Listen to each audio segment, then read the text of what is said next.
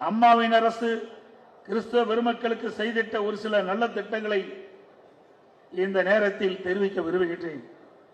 இந்தியாவிலேயே முதல் முறையாக ஏழை எளிய கிறிஸ்தவ பெண்கள் பயன்பெறும் வகையில் அரசின் சிறுபான்மை நலத்துறை மூலம் கிறிஸ்துவ மகளிர் சுய உதவி குழுக்களை மாவட்டந்தோறும் அமைக்கப்பட்டு அவள் சிறுதொழில் தொடங்கி பயன்பெற அரசின் வழிகாட்டுதல்கள் வழங்கப்பட்டதோடு அதற்கு உதவி புரியும் வகையில் மானியத்திற்குரிய கடனுதவி வழங்கப்பட்டது.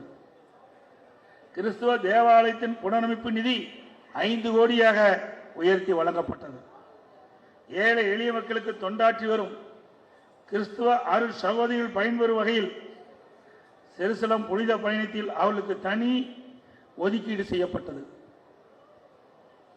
ஏழை எளிய கிறிஸ்துவ மாணவியர் பயன்பெறும் வகையில் சிறுபான்மை மாணவர் கல்வி உதவித்தொகை ஆண்டுதோறும் முழுமையாக வழங்கப்பட்டது.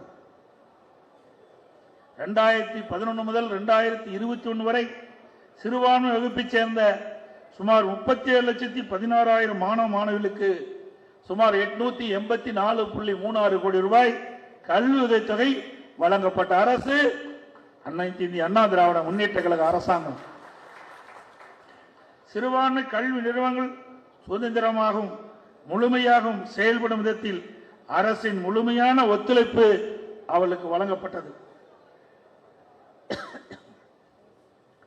சிறுபான்மை மக்களின் நலன் கருதி சிறுபான்மையர் ஆணையம் அமைப்பு நீதியாக விரிவுபடுத்தப்பட்டு உறுப்பினர் எண்ணிக்கையை அதிகரித்து அரசாணை பிறப்பித்தது. அதன் மூலம் ஆணையத்தின் செயல்பாடுகள் பயனுள்ளதாக அமையுமாறு மேம்படுத்தப்பட்டது. நான் ஒரு விவசாயி. இன்றும் விவசாய பணியில் நான் ஈடுபட்டு வருகின்றேன்.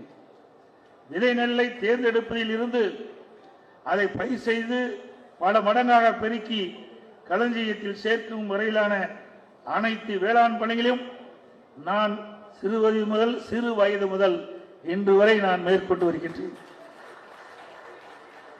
இயேசுபிரான் தன்னுடைய போதனையில் ஒரு விவசாயிக்கு ஏற்படும் அத்தனை அனுபவங்களையும் மிக அழகாக சொல்லி இருப்பதை பைபிளில் படித்து நான் பரவசப்பட்டிருக்கின்றேன்.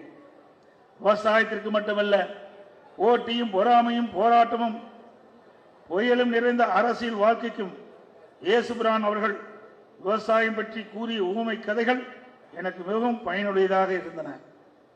அதிலிருந்து ஒரு சில உவமை கதைகள் நான் உங்களிடம் பகிர்ந்து கொள்கின்றேன். இயேசுபிரான் முதலில் ஒரு விவசாயி விதை விதைப்பில் இருந்து தனது பாடத்தை தொடங்குகிறார். ஒரு விவசாயி விதைகளை தூவுகின்றார். சில விதைகள் பாதையோரமாக விழுகின்றன. பறவைகள் வந்து அவற்றை கொத்தி தின்கின்றன. வேறு சில விதைகள் மண் அதிகமாக இல்லாத பாறை நிலத்தில் விழுகின்றன. அவை முளைத்தாலும் மண் ஆழமாக இல்லாதால் அவற்றால் வேர் பிடிக்க முடிவதில்லை. எனவே அந்த செடிகள் வெயிலில் வாடி வதங்கி விடுகின்றன. இன்னும் சில விதைகள் முட்செடிகளும் நடுவே விழுகின்றன. அவைகள் முளைக்கும் போது முட்செடிகள் அவற்றை நெருக்கி வளர விடாமல் தடுக்கின்றன. கடைசியில் பல விதைகள் நல்ல நிலத்தில் விழுந்து விளைச்சல் தருகின்றன. அவற்றில் சில 100 மடங்காகவும் வேறு சில 60 மடங்காகவும் மற்றும் சில 30 மடங்குகளாகவும் பலன் தருகின்றன என்று விதைப்பதின் வித்தையை இயேசு சொல்லி தந்திருக்கின்றார். விதைத்தவன் தூங்கினாலும் விதைகள் தூங்குவதில்லை, விதைகள் முளைக்கின்றன. அவை எப்படி முளைத்து வளர்கின்றன என்பது விவசாயிக்கு தெரியாது. அவை தாமாக முளைத்து பயன் தருகின்றன. அதை விதைத்தன் அறுவடை செய்கின்றான் என்று சொல்வார்கள். மேலும் அவர் ஒரு கதையை சொல்கிறார். ஒரு விவசாயி நல்ல விதையை விதைக்கிறார். அவர் வயலில் இருந்து வீடு திரும்பிய பின் அவருடைய எதிரி வந்து வயல்வெளியிலே களை விதையை விதைக்கின்றார். களைகள் முளைப்பதைக் கண்டு விவசாய தொழிலாளர்கள் அந்த களைகளை அகற்றும் என்று கேட்கிறார்கள். அப்போது விவசாயி சொல்லுகிறார், இப்போது களைகளை அகற்றினால் சிறிது காலம் பயிரும் களையும் சேர்ந்து வளரட்டும். களைகளை நாம் அடையாளம் கண்டு பிடுங்கும் நேரம் வந்தவுடன் களைகளை அகற்றி விடலாம் என்று அந்த விவசாயி பதிலளித்தார். அக்காலத்தில் விவசாயத்தில் எல்லோருமே ஈடுபட்டிருந்த காலகட்டத்தில் அவள் அன்றாடம் சந்திக்கும் அனுபவங்களை வைத்து இயேசுரான் எத்தனை அருமையான நாணத்தை அவர்களுக்கு சொல்லித் தந்திருக்கிறார் என்று பாருங்கள். இயேசுரான் கூறிய இந்த கதைகள் அனைத்தும் விவசாயத்தை சொல்லித் தருவதோடு நமக்கு மிகப்பெரிய அரசியல் பாடங்களையும் சொல்லித் தந்துள்ளன.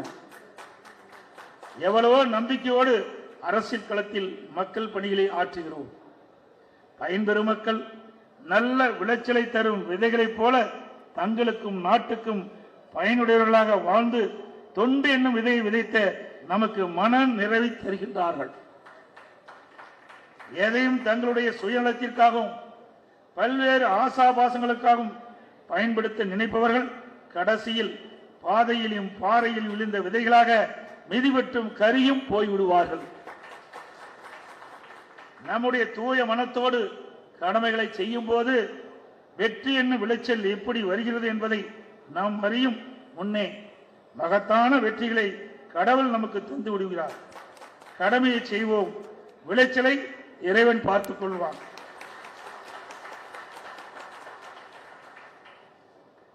மூன்றாவதாக கொண்ட கொள்கைக்காகவும் ஏற்றுக்கொண்ட பொறுப்புகளுக்காகவும் நல்ல விதைகளாய் மண்ணில் விழுந்து நாம் மக்கள் பயன்பட நற்பயிர்களால் முளைத்து வரும் வேளையில் நம்முடைய களைகளும் சேர்ந்து முளைத்து நம்மையே அழித்து ஒழிக்கும் நோக்கத்தோடு சிலரால் வளர்க்கப்படுகின்றன.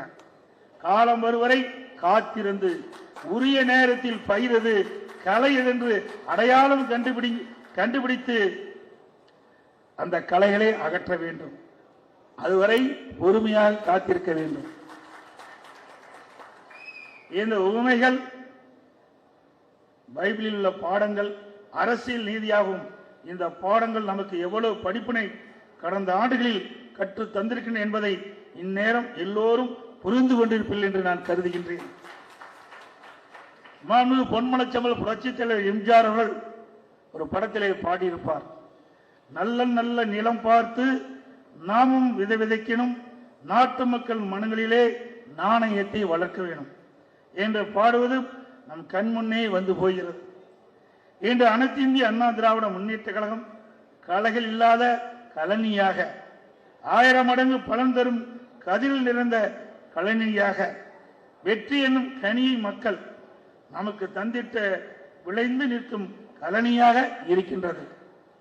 சுவை மிகுந்த கனியை தரும் மரம் ஊர் நடுவே பழுத்து நிற்பது போல் அனைத்து இந்திய அண்ணா திராவிட முன்னேற்ற கழகம் வெற்றி என்னும் கனிகளை பெற்று மக்களுக்கு தொண்டு என்னும் சுவை மிகுந்த கனியை தந்திட காத்திருக்கிறது. அனைத்து நேரத்திலும் அனைத்து இந்திய அண்ணா திராவிட முன்னேற்ற கழகம் அனைத்து சமூக மக்களின் பாதுகாப்பு அரணாக இருக்கின்றது. குறிப்பாக சிறுபான்மை மக்களின் தேவைகளை அறிந்து அவர்களுக்கு தொண்டு செய்திடவும் பாதுகாவலனாக திகழ்ந்திடவும் அனைத்து இந்திய அண்ணா திராவிட முன்னேற்ற கழகம் எப்பொழுதும் முன்னணி வீரனாக திகழ்ந்து வந்திருப்பதை நீங்கள் அறிவீர்கள். நம்முடைய தமிழ்நாடு எல்லா மதத்திற்கும் பொதுவான புண்ணிய பூமி.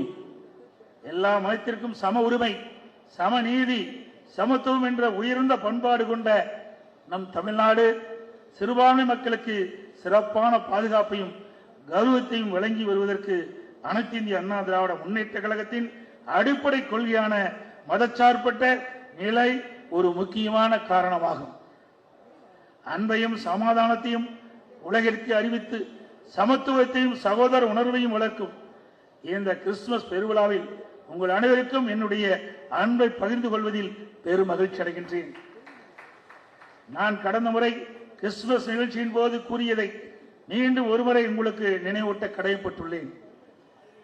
கர்த்தரின் கிருபையுடன் மீண்டும் தமிழகத்தில் அனைத்து இந்திய அண்ணா திராவிட முன்னேற்ற கழக அரசு வரும் 2026 அமையும் போது தலித் கிறிஸ்தவர்களுக்கும் அரசால் மறுக்கப்படும் முன்னுரிமைகள் மற்றும் சலுகைகள் முழுமையாக கிடைக்கப்பெற அனைத்து முயற்சியிலும் அனைத்து இந்திய அண்ணா திராவிட முன்னேற்ற கழகம் பாடுபடும். நாங்கள் புரட்சித் தலைவி அம்மாவின் விருப்பப்படியும் அவள் காட்டிய வழியின்படியும் தலித் கிறிஸ்தவர்களுக்கு அனைத்து சலுகையும் கிடைக்க வேண்டும் என்பதே அனைத்து இந்திய அண்ணா திராவிட முன்னேற்ற கழகத்தின் கொள்கையாகும். அதேபோல கிறிஸ்துவ திருச்சபையின் தற்போதைய தலையாய பிரச்சனையாக இருக்கும் கல்லறை தோட்டத்திற்கு நிலம் வழங்குவதில் உள்ள இடர்பாடுகளை எங்களது கவனத்திற்கு கொண்டு வந்துள்ளீர்கள். இது குறித்து எங்களது 2021 ஆண்டு சட்டமன்ற பொதுத் தேர்வின் போது வாக்குறுதியாக தெளிவாக குறிப்பிட்டிருக்கின்றோம். அனைத்து இந்திய அண்ணா திராவிட முன்னேற்ற கழக அரசு மீண்டும் அமைந்தவுடன் இதற்கு தீர்வு காண முயற்சியில் மேற்கொள்ளும் என்பதையும் நேரத்தில் தெரிவித்துக் கொள்கின்றேன். நாங்கள் உள்ள அனைவருக்கும் சொல்லிக் கொள்வது ஒன்றுதான், உங்களுக்காக யார் உதல் தழுவி பேசுகிறார்கள், யார் உள்ளபூர்வமாக உங்களுக்கு நன்மை செய்கிறார் என்பதை சீர்தூக்கி பாருங்கள். இந்த இனிய விழாவிற்கு என்னுடைய அழைப்பை ஏற்று வந்திருக்கும் அத்தனை பெருமக்களுக்கும் என் மனமுந்த நன்றியை உரித்தாக்குகின்றேன். இந்த கிறிஸ்துமஸ் பெருவிழாவை சிறப்புடன் நடத்த ஒத்துழைத்த அனைவருக்கும் என்னுடைய பாராட்டுகளையும் வாழ்த்துக்களையும் இந்த தருணத்தில் தெரிவித்துக் கொள்கின்றேன். 2025 ஆங்கில புத்தாண்டு விரைவில் பிறக்கப் போகிறது. உங்கள் அனைவருக்கும் வரும் புத்தாண்டு மிகவும் மகிழ்ச்சியான ஆண்டாக அமைந்திட இறைவனை பிரார்த்திக்கின்றேன். இந்த மேடையில் வீட்டிற்கும் பெரியோர்களுக்கும் அரங்கில் நிறைந்திருக்கும் அன்பர்களுக்கும் இன்னும் மாநிலம் உள்ள கிறிஸ்துவ சகோதர சகோதரிகளுக்கும் மீண்டும் என்னுடைய மனமிருந்த கிறிஸ்துமஸ் வாழ்த்துக்களையும் மற்றும் இனிய ஆங்கில புத்தாண்டு நல்வாழ்த்துக்களையும் கூறி விடைபெறுகின்றேன். நன்றி, வணக்கம்.